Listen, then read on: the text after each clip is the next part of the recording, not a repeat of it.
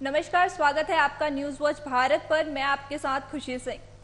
महामंडलेश्वर इंद्रदेव महाराज का video social media पर काफी वायरल हो रहा है, जिसमें उन्होंने कथा के दौरान रामलीला के कलाकारों को लेकर अमर्यादित टिप्पणी दी है, जिसके बाद साधु संतों की भावनाओं को काफी ठेस पहुंची है। वहीं सनातन के मानने वाले लोगों के अंदर गुस्सा देखने को मिल रहा है।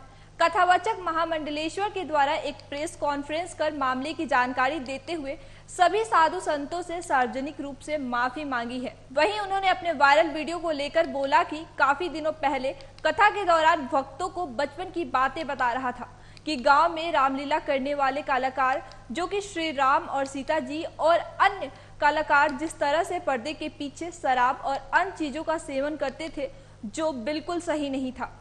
और क्योंकि हम सब राम, सीता और अन्य कलाकारों के अंदर आस्था रखते थे और उनके स्वरूप के दौरान पूजा और पाठ करते थे, मगर उनका पर्दे के पीछे का रूप और पर्दे के आगे का रूप बिल्कुल अलग था। उन्होंने आगे कहा कि इस वीडियो को एडिट कर दिखाया गया है। साथ ही कहा कि किसी अज्ञात व्यक्ति द्वारा फोन करके गोली मारने की धमकी भी दी है, जिसके खिलाफ वो पुलिस में अपनी सुरक्षा और धमकी देने वाले के खिलाफ रिपोर्ट लिखवाई है। नहीं, वो जो वीडियो है कथा का, वो जिन्होंने भी काट के डाला है उसमें वो एडिट करके डाला है। जितनी नेगेटिव पब्लिक में जो बात जाए मेरे प्रति, वो चीज़ें उन्होंने चुन के डाली है। विषय नहीं डाला है, शब्द डाले हैं। तो भी जो शब्द हैं वो शब्द जो है पात्र को लेके हैं। मेरी खुद की आस्था राम में, सीता में, मैं उनके दिनों रात गीत गाता हूँ। तो उनकी जो पात्रता है, बचपन में हमने जो देखा था उस हिसाब से हमने उसमें बात रखी है। क्योंकि पुरुष भी सीता का रोल करते हैं, ज़्यादातर राधा का रोल भी पुरुष करते हैं। तो हमारे यहाँ स्वरूप की पूजा तो है ही, फिर वो स्वरूप बन गया तो बन गया, वो हमारे लिए तो वही हो गया।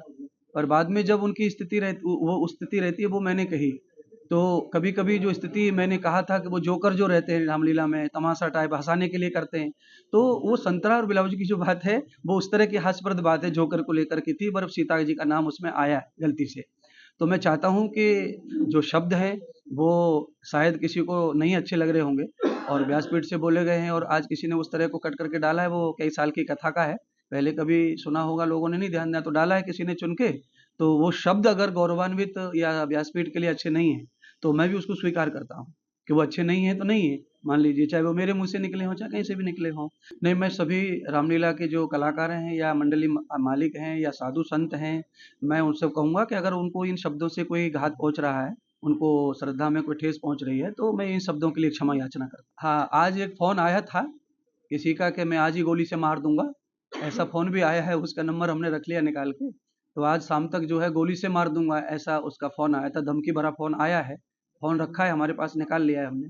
अब ये आया है तो कुछ तो करना ही चाहिए, अपनी जान के लिए तो करना ही चाहिए। ऐसे शब्दों के लिए गोली मार दी जाएगी तो फिर ऐसा नहीं होगा। ये तो कोई आया है, रोष में बोल दिया होगा किसी ने, जैसे मान लीजिए, और अगर है तो उस पर कुछ संदेश तो दिया जाएगा, समाज को, सरकार को दिया जाएगा, एफआईआर तो की जाएगी।